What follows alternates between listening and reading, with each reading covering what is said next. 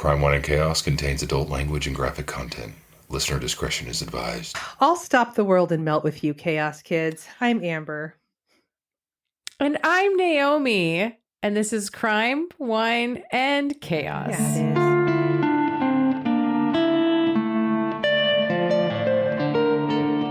Oh, sister. Oh, sister. Fuck.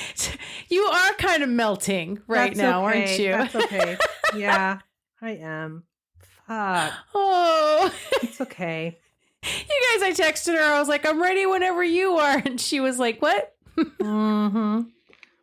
Are we recording today? God damn it. I know. I had just settled in for my long winter's Just some trash nap. TV. Not trash TV. I've picked shows that I can marathon while I'm on the treadmill so that I can and so I randomly picked season 1, episode 1 of Grey's Anatomy. And then when I got off the treadmill, I was like, I want to sit down and keep watching this. I'm going to get myself a little snack, sit down, get all. Oh, no. Now she's also hangry. No. No, I scarfed some crackers down after you texted me. That was part of the 15 minutes. Give me 15 minutes. Oh, God. Quick, hard pivot. And here we are. Mm-hmm. Oh, my God. Mm-hmm. Ain't no rest for the wicked.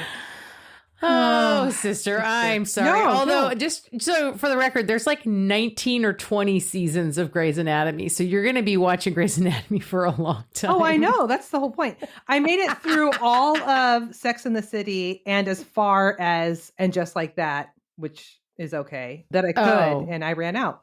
So now. Oh, so now it's on to something new. Yeah. Okay. And weirdly, I started with Friends and I didn't like it. Go on. Well, I realize that we can't apply presentism to things, but it was problematic.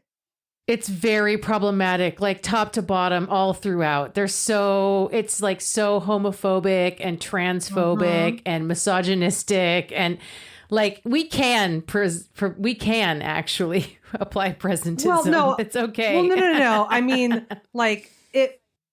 I mean, you pull up any classic 80s movie and it's very problematic. I don't consider that like true. There's definitely going to be some of that through a lot of media prior to now.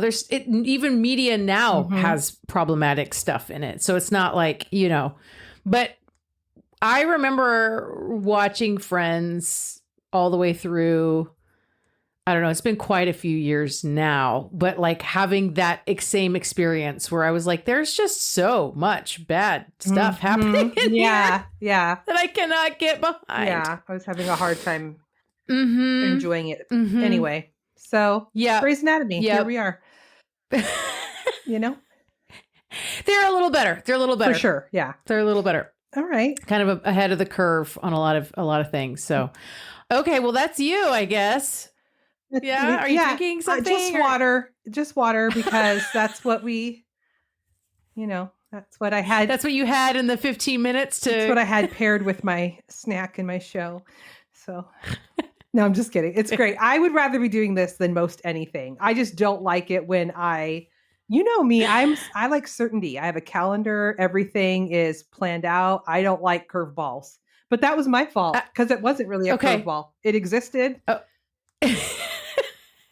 Yeah. I was laughing because yesterday we were supposed to have like an in-person, business meeting for the podcast. And Amber texted me and was like, at like 1:00 and was like, so, cousin might not be able to make it because he's not feeling well. He's going to let me know. And I was like, oh, that's tonight. You're like, make it to what? I know. Oh, yeah. Well, being without power for 4 days just threw a monkey wrench in everything for me. Yeah. Like everything. I am just completely out of whack because of it and trying to like regain my footing. So I get that. I would like to take this opportunity, which probably won't be the first time, but I would like to take this opportunity to tell the Chaos Kids a little bit about what the new thing is I'm working on, if that's okay. Sure. Yeah. So I am working with an organization called Fed Up for Palestine. And what they do is they collect monies and send it to people who are in Gaza right now They have a team on the ground of volunteers who are basically feeding and supplying people in Gaza who do not have access to the resources that they need to make it through what's happening to them and through the winter. Like right now, they're currently working on because I guess I'm technically part of this organization now. We are working on a winter clothing drive to get everybody warmer clothes so that they don't freeze to death through the winter, because winter is coming. And I will have an updated bio, because I know that we like took my bio down and like I've never updated it. And I'll have like a link to a link tree in there. And there's links in my link tree for Fed Up for Palestine and how to get there and how to donate and find out more about them. They're on Instagram. They're on TikTok. I think they even have a Twitter account. But anyway, that's my little announcement. Awesome. I'm kind of excited about it. Yeah, awesome. Good stuff. Thanks, sister. Yeah. On that note, oh, you know what? I don't want to forget, because we've been doing this and I don't want to forget, because one of my friends, Jen, put a really, really sweet little review on the Apple podcast app for our podcast. And I wanted to make sure we called that out, because we've been doing that. I don't want to throw that to the wayside. So she titled this Crime Fix with Respect. That's true. And gave us 5 stars and said, "Love these sisters podcast, respectfully presented crime stories and often weird or macabre chaos stories too.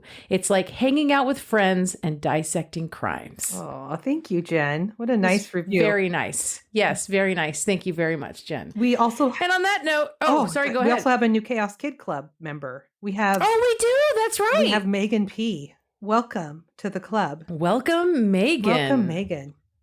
We have a new member of the club. Love it. I love it. And on that note, I'm going to tell you about a really horrible crime. How's that? Okay. This is the one that you said was going to really bum me out, huh? Probably. God damn And it. I'm going to do my best. I'm not going to go into a lot of details on some of it, because I don't think it's necessary. And I'm apologizing up front. Okay. That's what I'm doing. Okay. I'm apologizing up front. Okay. Because it sucks. But this one's been on my list and... No, I understand. Okay. Okay. So I'm going to tell you about the Dardeens. Okay. So Russell Keith Dardeen and Ruby Elaine Dardeen were happily married and growing their family. Both of them were born and raised in little towns in southern Illinois, and both went by their middle names. Keith was a native of Mount Carmel. Elaine was from Albion. They got married in 1979 and had their first child, Peter, in 1984. In 1986, Keith completed the training required for his job as a treatment plant operator at the Rend Lake Water Conservancy District's nearby facility. That was a lot. It's a lot. Shortly after he finished this training, he purchased a mobile home, a trailer that he put on a piece of land that he rented from a nearby farming couple in this tiny town called Ena. Okay. It's just in the very kind of southern tip region of all of these places are all in that kind of south little U shape of Illinois. Okay. So he gets this trailer and he's living in it, right? And here's Ena. Ena has one stoplight, a diner, a gas station, a funeral home, an antique store, and a Baptist church. Perfect. That's it. That's all you need. It's all you need. It has all you need. So Keith is staying there initially by himself while Elaine and Peter are still living elsewhere. I'm not sure where they were living prior to. I think they might have been in Mount Carmel, where Keith is from, which is also where both his parents, although by this time divorced, also still live in Mount Carmel. Just kind of actually almost at the border of Illinois and Indiana. Okay. So then Elaine and Peter joined Keith in the trailer. And I think this is late 1986, early 1987. So he's working for the water district at the treatment plant, and Elaine gets a job in Mount Vernon at an office supply store. And Mount Vernon was the big town north of Ena. The couple went to the small Baptist church in Ena, and both of them joined the musical ensemble at the church. Keith sang lead vocals, and Elaine played the piano. Oh, fun. So in 1987, Elaine becomes pregnant with their second child. They picked out 2 names, one for a boy and one for a girl. Ian or Casey, depending on which they had, right? This pregnancy actually got Keith and Elaine thinking that they might want to leave Ina. And by late in the year, 1987, they had put up the mobile home for sale. But it wasn't just the expansion of their family that made them think it was time to move. Keith had told his mom, Joanne, that he would move his family back to Mount Carmel, even if he didn't find a new job before they moved, because he was regretting the move to Ina. Oh. He said the area was becoming too violent. There had been 15 murders in Jefferson County, the county that Ina is in, during the previous 2 years. And one of them was very high profile, like national news high profile. Wow. Thomas Odell, a Mount Vernon teenager, had murdered his whole family one night in 1985. Jesus. And a friend of Keith said that after a 10-year-old girl had been raped and murdered in the area in May of 1987, Keith became so protective of his family that one night when a young woman came by the mobile home asking if she could use their phone, Keith refused to let her in. Yeah. In this town with like a gas station and a store. Well, in the county, like the area, because like Mount Vernon is in Jefferson County. I think so is Ina. And they're like, you know, it's like probably a 30-minute drive north of Ina to get to Mount Vernon, which is where Mount Vernon is where Elaine was working. But like, you know, it's like the area. I got a sense, and looking at the map and all these places, like all of it's very rural. Yeah. You know? So on November 17th, this is 1987, Keith did not show up to work for his Tuesday night shift. Oh. And of course, Keith was a reliable employee, and this was out of character. And he hadn't called in. And like his supervisor's calling the Dardeen residence multiple times, and no one's answering the phone. And so eventually Keith's supervisor starts calling his parents. And you know, individually calling both his Joanne and Keith's dad, Don. And he's giving them information about how he's trying to get a hold of Keith, and neither of Keith's parents had heard from Keith or knew what could have happened to their son. So Keith's dad, Don, called the Jefferson County Sheriff's Office, and they made a plan for Don to drive down to Ina with the spare house key that he had and meet the deputies at the mobile home to let them in and basically do like a wellness check. Right. So by the time they all meet up at the mobile home, it's like 6:30 p.m. on Wednesday. Oh, geez. Like well past his shift. Shift is come and gone. The day has come and gone. So Keith's car, a red 1981 Plymouth, was missing from the property, but what they found inside was a nightmare. Oh, God. The officer knocked on the front door. No one answered. So he went to the back door and turned the knob, and the door opened. He shined a flashlight inside, and that's when he saw, at first, what seemed to be Elaine and little Peter asleep in bed together. Uh-oh. But it soon became clear that they were not asleep, and what happened to them was brutal. Oh, God.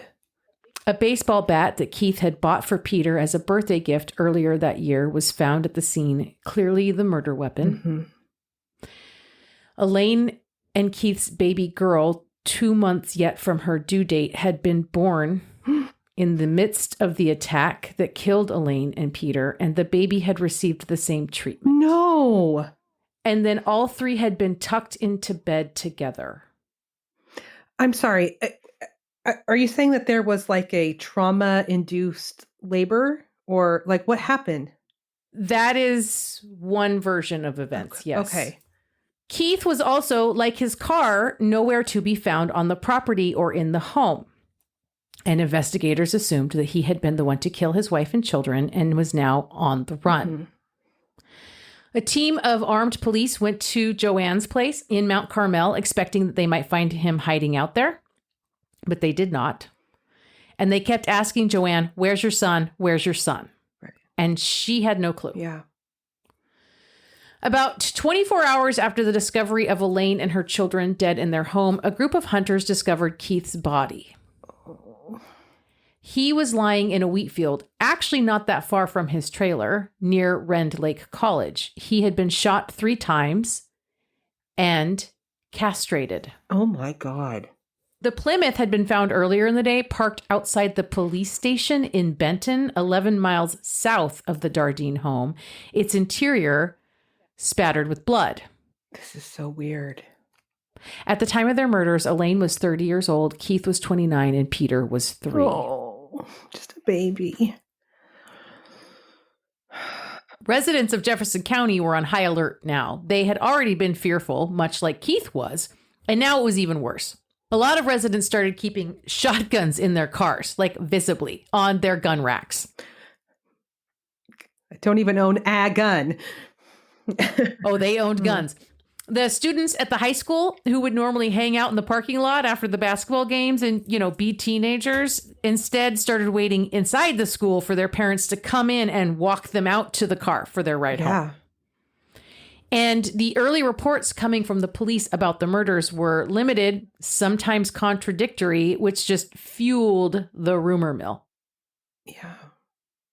The two counties' respective coroners, and I'm not sure how or why there were two county coroners involved. Maybe it had to do with like where the car was found as opposed to where the murders happened. I'm not sure. Mm-hmm. But each of the coroners weighed in on how Keith died. Mm-hmm.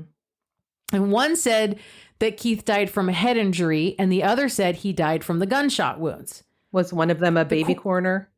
I don't think so. I don't know. The coroner that insisted it was a head injury that killed Keith said it happened when Keith was dragged from the car, which is like, that's not. Yeah. And then there were different opinions on whether or not Elaine had given birth before or after she died. Mm-hmm. And the implications of that had one of the rumors saying that baby Casey, which is what her family started calling her because it was a girl, mm-hmm. had been ripped from Elaine's womb. Mm. And along with the information about what happened to Keith's body with his castration, this all became the perfect fodder for people to speculate that Satanists were active in the area. Mm-hmm. And this was a ritual sacrifice of a family. Of course. It's always the Satanists. I mean, it's 1987. Mm-hmm. Yeah. Yeah. Prime satanic panic time. 100%. But a police expert, quote unquote, on cults told the newspaper that there was no basis in truth for this rumor, since these Satanist groups would often mutilate bodies much more extensively, harvest organs, and leave symbols and lit candles at the scene of their crimes, none of which had been found at the Dardeen's trailer. Okay. Oh my God. Okay. Wow. Glad we cleared that up.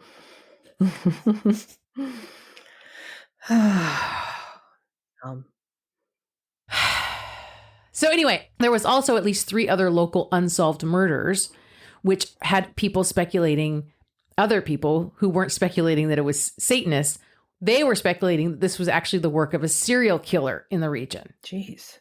So a couple of weeks after the murders, a paper in St. Louis, Missouri, which is very close to all of this, because it's like right on the border of Illinois mm-hmm. and Missouri, St. Louis, which is like the biggest city in that whole region, right?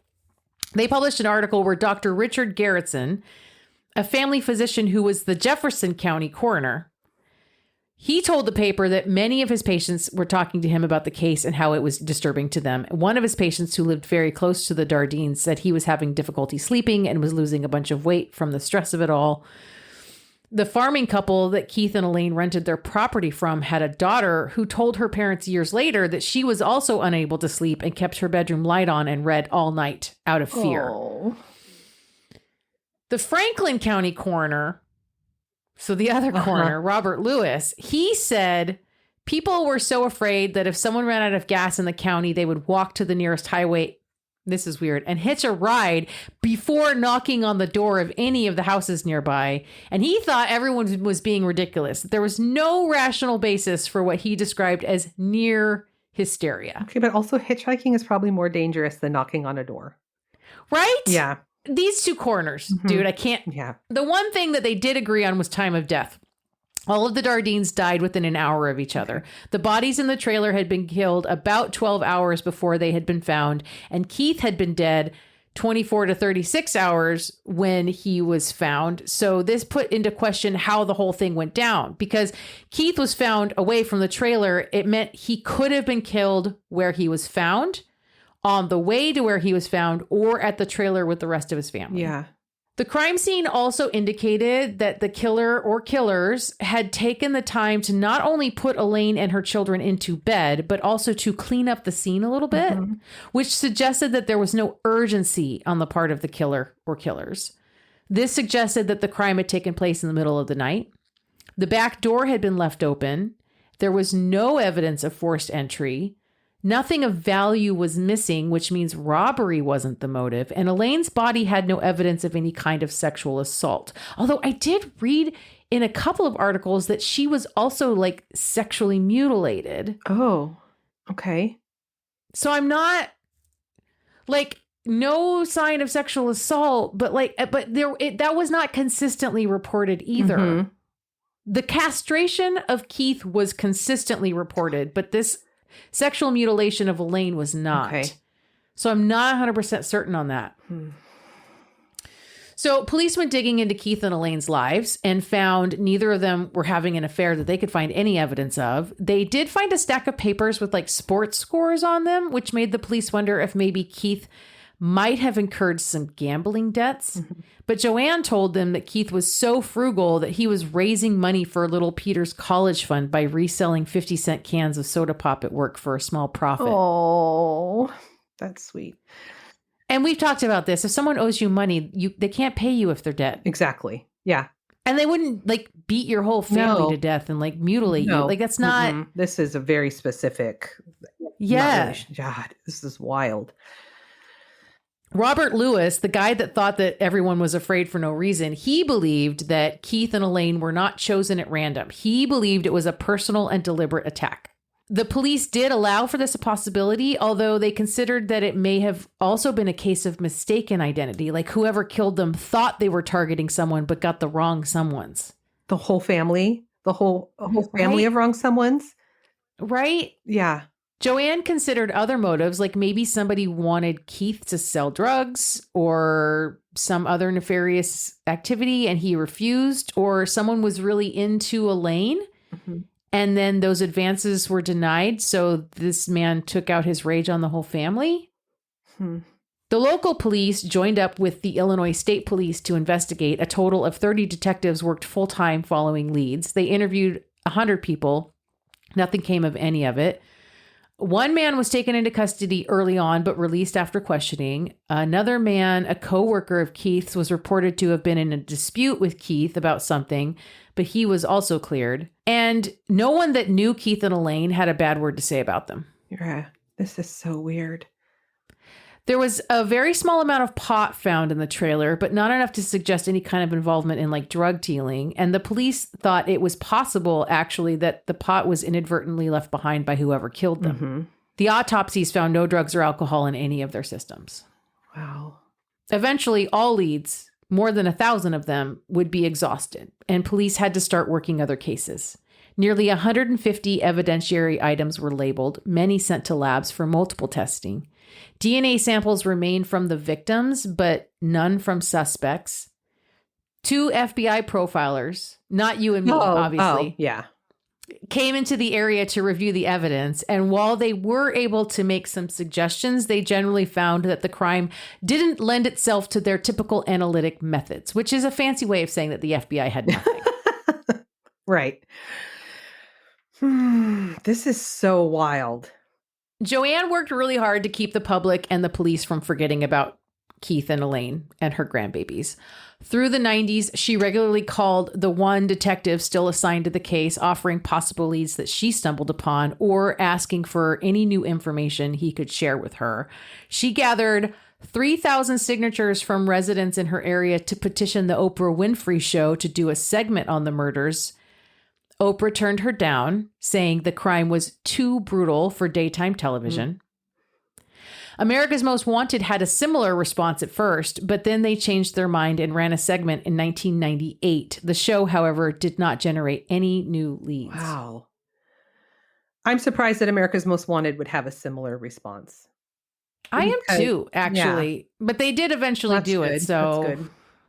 In 1999, serial killer Angel Maturino Resendez, then known by his alias Rafael Resendez Ramirez, surrendered to authorities in Texas. And he hit the radar of the police in Jefferson County as a possible suspect for the Dardeen family murders. Resendez often traveled around the country by hopping freight trains, choosing victims near the train tracks, and often beat his victims to death.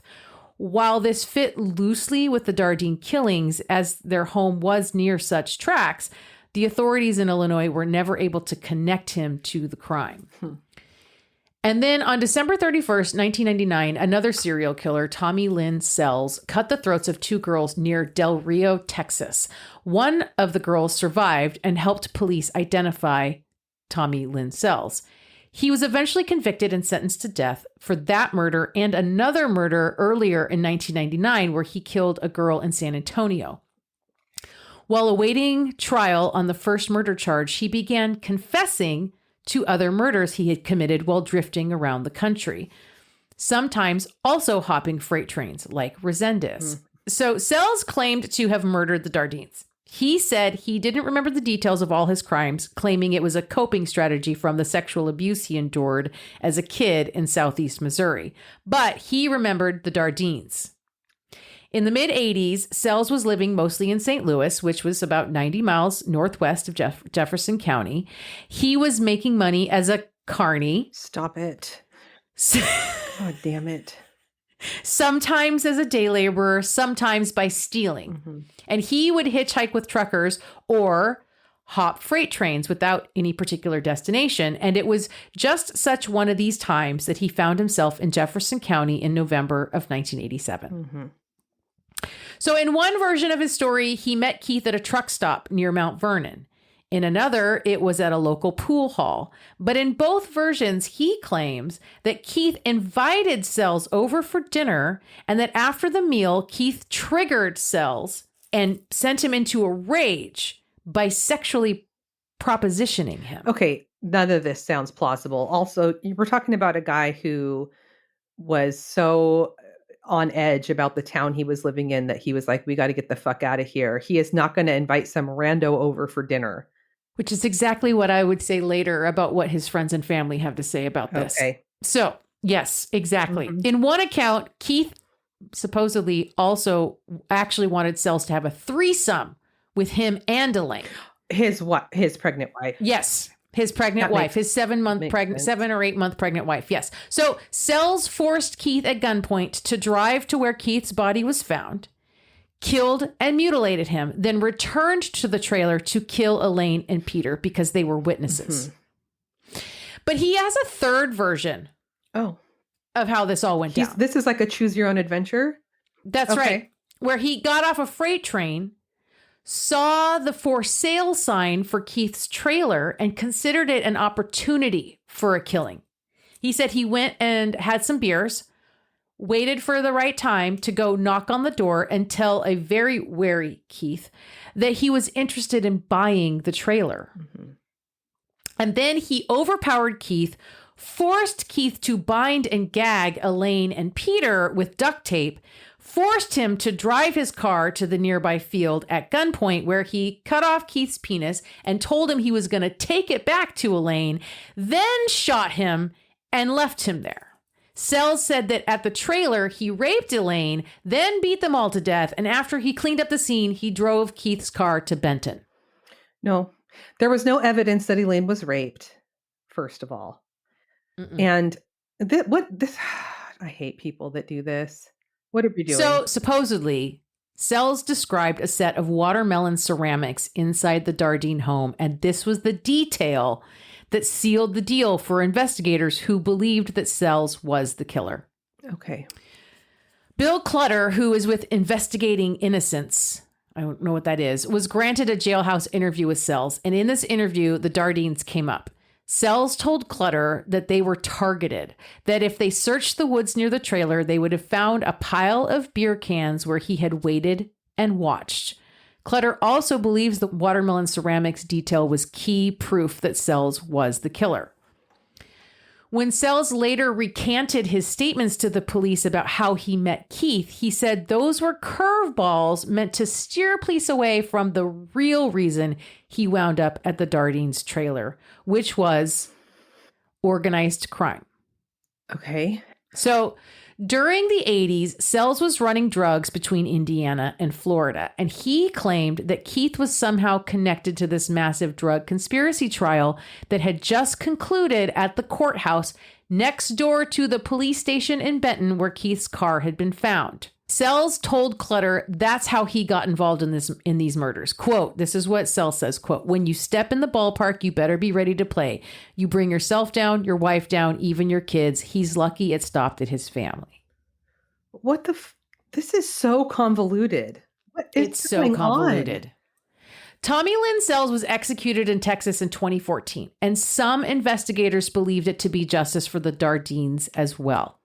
Sells was never charged with the murders, but Jefferson County State's Attorney Douglas Hoffman said a week after the execution that Sells remains the number one suspect.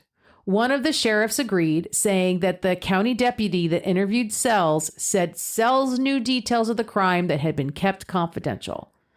But not everyone agrees. Sells was known to add details to his story that weren't true, which has left considerable doubt about many of the killings he confessed to. And while his account is consistent with the general facts of the Dardeen case, most of what he told police had previously been reported publicly. He got the wrong seat of the car that Keith was shot in, and his first answer to how Elaine's body was positioned was incorrect. His second answer was correct, which suggests that it was a lucky guess. And what about these watermelon ceramics? And that's always the thing. It's like the one thing. Mm-hmm. So police in Texas confirmed that Sells was responsible for 22 murders, but they eventually came to believe that Sells was pulling a Henry Lee Oh, I wish Lucas. I had said that. I was like sitting here. My next interjection was like, this guy sounds like Henry Lee Lucas. Just if a murder existed, I did it. That's Yeah. right. That's right. He was trying to avoid the death penalty by confessing to crimes he had not committed in order to take advantage of the judicial system. Mm-hmm. With that knowledge, Illinois police wanted to take Sells to Ena and see how well he actually knew the area and the locations relevant to the crimes. Sells had claimed that he could lead them to missing evidence. But Texas law does not allow death row inmates to be taken out of state, and they were unwilling to find a way to make an exception for the Illinois police, so no charges were filed for lack of sufficient evidence. Wow. Keith's friends and family also had their doubts about Sells' supposed confession, especially the version where Keith invited him over. Yeah, no shit. If Keith wouldn't even let a young woman use his phone, there's no way he would have invited some strange man over for dinner with his family. No, absolutely not. They also didn't believe any version where Keith made sexual advances on Sells. There was no evidence anywhere in Keith's life that anyone could find that he was gay on any level, and even the authorities agreed that Sells invented that detail, as he did in other crimes he confessed to, as a way to make it seem like his victims had provoked him and his killings were somehow justified. Mm-hmm. Joanna initially thought that Sells was the guy after his confession was first reported in 2000. For years, she felt it was probably him, convinced that if she had a chance to talk to him, she would be able to know for sure. She thought he maybe didn't do it alone, but he was probably one of the killers. But by the time he was executed in 2014, she had completely changed her mind. She said the things that Sells said did not match up with what she knew about her son, and that while some people thought that the death of Sells was the end of the case, she did not think that at all. Yeah. She believed that Keith, Elaine, Peter, and baby Casey's killer or killers had still not been caught. I agree with her. Today, the Dardeen family murder is a cold case. Sorry. It's sitting in the hands, well, as of 2022, it was sitting in the hands of Captain Bobby Wallace, and there's over 20 giant binders for this case. God. I'm not sure if Joanne is still alive today. I couldn't find a record of her death anywhere, but she was interviewed in the same article as that cold case detective that's been working on the case. And she was 84 and still doing interviews, still keeping her son and his family in the public consciousness. Jeez. And that is the Dardeen family murders. That is fucking horrific. Yeah. It's brutal and wild. And the fact that like there's no leads, like nothing. Yeah. I mean, that was a vicious attack for it to just be random. Right. I mean, it's possible. It's possible, yeah, but You know, I mean, I think about like That serial killer that they never caught, who was clearly like hopping trains and like axe murdering people in their sleep in the middle of the night. That was clearly stranger violence. Yeah. It happens. Yeah. That kind of brutality does happen, even, right? Like, it doesn't necessarily have to be personal, but oh my God. That's disturbing. Yeah. I hated that. Sorry, It's okay. sister. I don't have much of a palate cleanser. I mean, a little bit. Great. Great. Oh, we've done this before. Like vinegar can cleanse the palate. Right. I do. Okay. Whew, God. Hold on. I got to shake that off. Okay. Shake it off, I'm sister. upset. We haven't done. We're warping. Oh my God. Okay. I'm going to tell you about Brenda Heist. Okay. So Brenda grew up in a military family. Her dad was in the Air Force. And so because of this, she moved around a lot as a kid. And she had a hard time forming friendships. Sure. But there's like two ways that goes, right? Yeah. You either have a hard time forming friendships or you become so good at it. Right? Right. Yeah. Just you could plop me anywhere and I'll adapt. Right. Yeah. Right. I would be I guess I won't have friends. For sure I would. For sure I would. That's okay. Okay. All right. In 1993, she met and married Lee Heist, and the couple settled in Litz, Pennsylvania, with their 2 children, a daughter, Morgan, and son, Lee Jr. Okay. I know how much you love juniors. I love a junior. /S for sarcasm. I can't with the juniors. Okay. So Lee worked as the district manager for a copy machine company, and Brenda was the bookkeeper at a car dealership. Okay. Lee was 13 years older than Brenda, but she always saw him as immature. I mean, that's men. That's Sure. I know, right? Yes. Yeah. And in 2000, it was known that there were cracks in the marriage. Lee was really bad with money, and he had gotten the family in quite a bit of debt as a result. She also said that his communication was terrible. So by 2001, Brenda decided it was time to end the marriage. She's like, donezo with this. And of course, her biggest concern were her kiddos. She really wanted to make sure that there was as little disruption to their lives as possible. Yeah. And it was important to her that they stayed at the same school. And she wanted them to continue to feel like they were all still a family. Okay. So Brenda and Lee had such an amicable divorce that their friends had commented that if they ever get a divorce, they hope it looks like theirs. Oh, That's nice. okay. They continued to live together and do things as a family, like holidays and school functions. But Okay. I know. I knew somebody that did this for a while and it didn't work out. Right. Big shocker. This one doesn't work out either. Okay. Okay. All like right. this isn't sustainable for the long haul. Right. And because of this massive debt that Lee had gotten them into, they were facing foreclosure on their home. So they decided that they needed to sell the house and part ways. Sure. It was decided that Brenda would have full custody of the kids with open visitation so that Lee could come and see them whenever he wanted. So by the winter of 2002, they start getting the house ready to sell. And the goal was to have it sold by the spring, and they would each find a new place in the same neighborhood. Okay. At this time, their daughter Morgan was 8 and Lee Jr. was 12. All right. In February of 2002, Brenda starts looking for a new place. In fact, she took February 1st and 2nd off, which was a Thursday and Friday. She took it off of work to go house hunting. And she told the kids that morning what her plans were and that she would need to go to the grocery store in the afternoon. So she might not be home when they get home from school, but she'd be home there shortly after. Okay. So the kids get home that day. Their mom wasn't home. So they turned on the TV. And a half hour later, when their mom still wasn't home, they started to get worried. And 8-year-old Morgan starts crying. So, I know. So they call their dad at his office, which was over an hour away.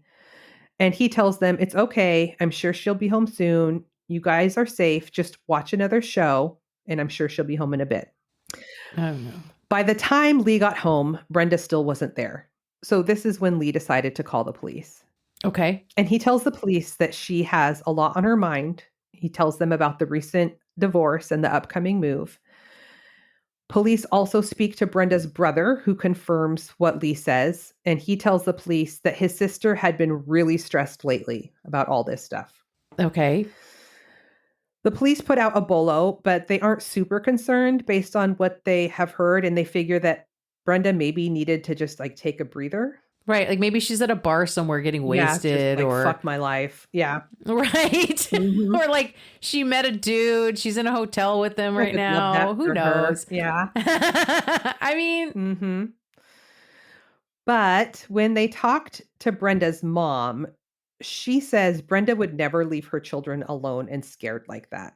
yeah. So police look through the family phone records and through Brenda's computer looking for any clues, like maybe she had a new boyfriend that Right. nobody knew about, but they don't find anything. So as the days go by, everyone is becoming increasingly panicked. Mm-hmm. 5 days after she went missing, her car was found 30 miles away from her home and just 4 blocks from a bus station. Oh, So they're like, oh, maybe she skipped town. They right. check the bus records for ticket purchases, but there is no record of Brenda purchasing a bus ticket. Is this back in the time when you could purchase a ticket without ID, though? No, this did require ID. Yeah. Okay. Oh, this was 2002, Yes. right? Mhm. This was post Patriot Act. God. This was after you couldn't just meet people at the gate anymore. You had to have a ticket to get in. Right. Yeah, Mhm. through security and yeah. Okay. Mhm. Mhm. So they do the same kind of search for the train and planes and still nothing. Okay, even weirder. Mhm. Her car is impounded and tested for evidence, and there's no clues there either. It's like she evaporated. Okay. They circulate Brenda's picture in the newspaper and on the local news, and they have no good tips come in at all. Like she's just gonzos. just nothing. Mhm. Wild. The only evidence ever found was a $2,000 withdrawal that she made from the family bank account and a $200 withdrawal from the petty cash at her work. And this was like right before. Mhm. Yeah. Okay. So investigators turn their attention back to the husband, Lee. Uh-huh. They learn from Lee and others who knew Brenda well that she was her daughter's basketball coach and she was a room mom at the kids' school. She was Mhm. described as a helicopter parent, Mhm. and this doesn't make any sense that she would abandon her kids. Right. So now they're thinking foul play and what's Right. going on with Lee. Mhm. Mhm. Lee walks the police through the day's events. He said that he left work that morning and that Brenda had plans to go house hunting. Mhm. He said that he called her at home on his lunch break, which was something he did every day, and chatted with her. She told him that she was going to make pork chops for dinner, and police confirmed that there were pork chops defrosting in the fridge. I Okay. don't like pork chops. Really? Yeah, I'm not a- Neither does Marissa. I really do. I like a good pork chop, especially if it's a bone in. Not a fan. Mm-hmm. I just okay. I just wanted to share that. It's not important. I think you know what happens is a lot of pork chops. A lot of people overcook pork chops 'Cause they get scared. Because they're scared. Mhm. They're scared and they overcook it. Mhm. If you don't overcook a pork chop, delicious. All right. Maybe I'll give that a try. Mm-hmm. So, yeah, pork chops. So Brenda had asked Lee to call him when he left his office so she knew when to start dinner. Mm-hmm. And Lee's alibi checks out. He was at work all day, and his office, like I said, was like an hour away. And so Lee suggests to the police that maybe with all of the stress, she just like snapped or something. Maybe. But police aren't really buying it. Brenda didn't take anything with her. She had a load of laundry going. There were still breakfast dishes in the sink. Everything indicated that she had every intention of coming back. Right. Because who else is going to do those breakfast dishes in the sink? Not the juvenile delinquent that is her ex-husband. You know that's one of the reasons why they got divorced. I know. Of course she's coming back. There's dishes to do. Don't you see this? Dinner that needs to be made. Who's going to do any Who's of gonna it? make Who my knows pork how chop? to? Who's Who's gonna change the laundry over? God. Like, who even knows how to do that? Fuck. Only Brenda knows how to do that. Yep. So a lot of people in the community are suspecting Lee and think that he did something to her. Well, yeah. I mean, there's a reason. There's a reason people suspect that. Mm-hmm. So he is brought back down to the police station again, and he does a lie detector test, and he passes. He passes the magical voodoo woo woo He got an A+. Scientology can fucking test. Okay. So the police have nothing to hold him on. So there's not much they can do. And months go by and there is still no sign of Brenda. Right. There's no sign of her. There's no sign of foul play. There's no body. There's nothing. There's nothing to, like, of course they can't. What are they going to do? Nothing. Exactly. Her family is wondering if she had some sort of amnesia, if she had some sort of mental breakdown. Was it foul play? Like, they don't know. Right. Brenda's dad was taking it the hardest. He was already dealing with some health issues. And before the end of 2002, he passed away without ever knowing what happened to her. Oh my God. I know. It's awful. That's sad. Yeah. When Brenda didn't show up when her dad was in the hospital or for his funeral, it really convinced everyone that she was likely deceased. Right. Yeah. So Lee eventually sold the house and gave Brenda's share and her belongings to his church pastor for safekeeping. He quit his job for a while to take care of the children, but when it was time for him to look for work again, he had a very difficult time because a lot of people in the community were still looking at him like he was a murderer. Right. His reputation was totally ruined. I mean, she could have been kidnapped. Mm-hmm. She could have been kidnapped. She could have been. Like, sex trafficked? Who fucking knows? I know. By the end of 2003, Lee and the kids were living in a townhome, and the only evidence of Brenda was her picture hanging on the wall in their living room. It's kind of sad. Those poor kids. Mm-hmm. The kids were in counseling, and they refused to talk to anyone but their counselor or their dad about their missing mom. I mean, yeah. 7 years go by. Morgan and Lee have grown up. 2 of Brenda's siblings had passed away. Brenda's mom, Jean, had relocated to Texas, and Brenda's case was still open, and police had feelers out to get any notification if her social security number was ever used, but it never was. okay. So both Morgan and Lee Jr. finished high school, and both went on to Westchester University. Okay. Lee found work in 2009, or Lee did eventually find work, and in 2009, he remarried. And in the summer of 2009, he petitioned the court to have Brenda officially declared dead. Yeah. He tells the judge they have a new life. The kids are adults. It's time to close this chapter. And the judge agrees and grants Lee's motion, and Brenda is officially declared dead. And Lee is then able to collect on a $100,000 life insurance policy. Okay. So it's April of 2013, 11 years since Brenda went missing. Okay. And a call comes in to the Litz Police Department from Key Largo PD in Florida, over 1,000 miles away. Mm-hmm. And the caller says a woman just walked into their precinct to turn herself in on a probation violation. She had recently been arrested under an assumed name, and she said that she was actually a missing person and her real name was Brenda Heist.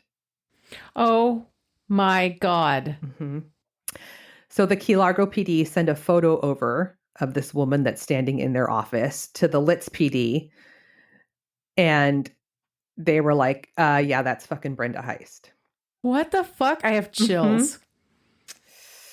So one of the detectives who had been working Brenda's case from the beginning was like, holy shit. He immediately gets on a plane, goes to Florida, and comes face to face with Brenda. Wild. I have no words right now. She looks awful. It looked like she had been unhoused. She needed extensive dental work. Her hair had been bleached and her skin was like really weathered from like outside. I mean, the sun, Mm-hmm. the Florida sun will do that to you. Yeah. And when he sees her, he's like, people have been looking for you and they really miss you. Like, where have you been? Yeah. Like, what? We want answers, woman. Mm-hmm. Brenda was extremely emotional and she starts crying. And she said that she took those 2 days off to look for a place for her and her kids. And she quickly realized that she wouldn't be able to support her kids on her salary. So she decided to apply for government assistance, but she was denied. She said she went to a nearby park where she just sat on a bench and cried. And that is when she was approached by 3 unhoused people, 2 men and a woman. And they strike up a conversation with her. And they say that they are all headed to Florida where it's warmer. And they planned to hitchhike down. And they ask Brenda if she wanted to join them. And on a whim, she agrees. What the fuck? She literally was like, fuck this life, bye. And and then more than a decade goes by and she just stayed in Florida as a homeless person? Uh-huh. Mm-hmm. Yep. She said it was completely unplanned. She just felt desperate and she left on a whim. So she parked her car near the park where it was later found and spent the next month hitchhiking her way down to Florida with these people. What the fuck? This woman, this was like, I should, when you see the before and after photos, like she was Mrs. Cleaver and then she just was like, nope. Peace out. Yeah. Holy shit. Mm-hmm. Yeah. So, but this is also the kind of thing I'm kind of mad about it because these stories are not common. mm-hmm. But it becomes the thing that police use to dismiss real missing persons cases. Right. They probably just pulled a Brenda. You know what I mean? Oh my God. I'm going to use that anytime I want to just disengage. Like, don't even talk to me. I'm pulling a Brenda. Like, don't even. I can't even today. Peace out. Deuces. I'm taking a nap. Yeah. Oh my God. Wild. I can't. I know. Yeah. So they spend a month getting down there. They slept in tents along the way. And for 10 years, she was in Florida. She said she was unhoused. She would sometimes do day labor cleaning houses or boats where she was paid in cash and she didn't need an ID. She briefly lived in a camper with some dude she had met, but that relationship went bad. So she moved out and was living in a tent community in Key West. She never told anyone who she was or that she had children. She went by the name Kelsey Smith, and it was under this name that she was charged with forgery after stealing and using an ID from someone's house that she was cleaning. Probably to get some cash. Mm-hmm. Yeah. She said that she was tired and she just wanted to go back to being Brenda. I don't know, man. It feels like that ship sailed. Brenda has been declared dead 7 years prior. Brenda is dead now. Yeah, Brenda is dead. And what? Well, 4 years prior, but still. Yeah. Uh-huh. Yep. And I'm thinking about the kids. Like, how fucking pissed. We'll get to that. Oh, okay. Also, I don't know. I didn't look into this, but I wonder what happens, like, first off, to get yourself undeclared dead. And then does Lee have to pay back that? You didn't find out in the story? They don't tell you? I don't know. Mm-hmm. No, you know what? I bet you Brenda has to pay it back. Oh, I don't think Brenda's got it. Yeah, she doesn't have that kind of thing. Yeah. Mm-hmm. I mean, blood from a stone, but I'm pretty sure that becomes her responsibility. Yeah. So, of course, they do DNA testing and they confirm that this is, in fact, Brenda Heist. Mm-hmm, she said that she thought about her children every day, but figured they were better off without her. So, I know. I know. When Lee Jr. and Morgan learn that their mother has been found and they hear her story, they are fucking pissed. Yeah. And they don't want to have anything to do with her. No. Morgan wrote a tweet on her page that said, quote, "You deserve to rot in hell for what you have done to me." I mean, that's like real abandonment. I mean, like, even if your parent like goes off the rails with addiction, let's say, you can have all those feelings of abandonment and be angry, but there's also the part of you that's like, they're not well. You know, like they have a disease that they need help. Yeah. Like, you know, But this is literally a choice she made. She made a choice to just walk away from her kids. Like, it's so fucked. It's so fucked. Mm-hmm. Yeah. So people who knew Brenda or Kelsey in Florida said that her story isn't all true. There were several times when she was housed and living with roommates, and she was actively dating. She was living with a woman named Sandra, who she met when she cleaned her home for about 6 months, and she babysat the kids next door, who spoke very highly of her. She said that Kelsey told her that she was a widow and that she didn't have kids and never wanted any. And Kelsey even had an active Facebook page. She had a whole friend group outside of her roommate, Sandra. So oh my God. I can't. Mm-hmm. Wow. Morgan also went on to say, quote, "That makes me really mad. I can't believe she would do that because she was a good mom. She was great. But I mean, I guess something happened. Something snapped in her." Yep. Her kids have no plans of ever having a relationship with her. I mean, do you blame them? And that's the story of Brenda Heist. Isn't that wild? And here's the thing, right? Like, she realized that she could have taken care of her kids. Mm-hmm. I mean, she would have gotten some, especially if she was having like full custody, like she would have gotten support from Lee. Like, he would have given her some money too. He would never let them not have what they needed. What she realized was she wasn't going to have the picture perfect life of the PTA room mom, basketball coach, right? Like, you know what I mean? It wasn't going to look like it looked before. Yeah. It was going to be different. Yeah. And she didn't like that. Yeah. She also had siblings and, her parents that she was very close with that would have helped her. Like, she had a network of people. Yeah. Wow. Yeah. Wow. That is, look, it's not the brutal murder of an entire family, but Jesus, sister, that's rough. That's rough. That is rough. Wild. Wow. Wow. And I mean, at what point, like, why, I guess at what point, like, why would she decide suddenly that she needed to come clean? That's the part I don't understand. Know. When I was watching this, whatever it was that I watched on this case, and Michael was in the same room, like kind of tinkering and of course listening and interjecting, he was like, that part where she tells her kids, "I might be at the store when you get home." He's like, this was planned. She pre-planned that because she told them ahead of time she wouldn't be home. Oh. So he's like, I'm not buying this. She got bad news and had an emotional breakdown. It sounds to me like she planned that. Well, yeah, because she pulled out that money too. Yeah. Like, she'd already decided. Yeah. So like her story about how it went down and how she he's right. Yeah.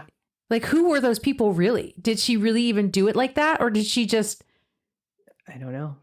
Or those... She's just full of tales and fucking fabrications, and she is not a reliable narrator. No. No. Mm-mm. Huh. Yeah. Crazy. Wild. Totally wild. Wow, sister, you blew my mind. Thank you. No, thank you. You're welcome. You bummed me out. Thank you. I'm so sorry. It's okay. I did my best to not go into minimize that. Yeah, we didn't need to. Yeah, I did my best. You did great. Best. Thank you so much. So did you. Even though it was like not on your radar at all. Look at you. It's like you've done this before. Yeah, I can pull an episode out of my biscuits if I need to. Like you're a professional or something. Like you podcast for real. Yeah. So well played. Well played, sister. You too. Thank you. You guys, you know what to do. You know what to do. If you haven't gone and given us a rating and typey to review on the Apple Podcast app, if you have access to that, please go do that, because the more people that do that, the more people can find us and get in on the chaos action with us. You know, go join the Patreon. You don't even have to pay. You could just join. You can just be a member. Then you can see the things that we post beyond the bonus episodes that you don't have access to. But if you give us $5 a month, which is less than a cup of coffee, you get a bonus episode every month. And we're right on the edge of having another virtual wine night. True. And you get the regular episodes a day early. You do get them a day early over there if you're a Chaos Kids Club member. Right. So we highly encourage that. So You know, if you want to talk to us, you can talk to it. You can send us an email. Amber gets the love letters. I get the hate mail, but they all go to the same inbox, crimewineandchaos@gmail.com. We love a good email. Yeah, we do. So, sister, this was just all around. Oh, fucking chaotic. Goodbye. Bye. I love you. Bye. Bye.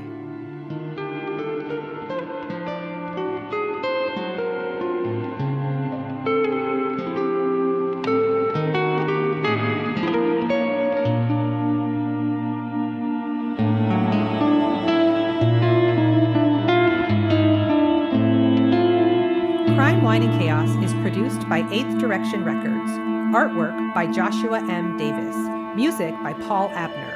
If you would like to support the show, you can visit our Patreon page at crimewineandchaos.com/Patreon. Cheers. The Novicer Oct. Exactly. Nailed it.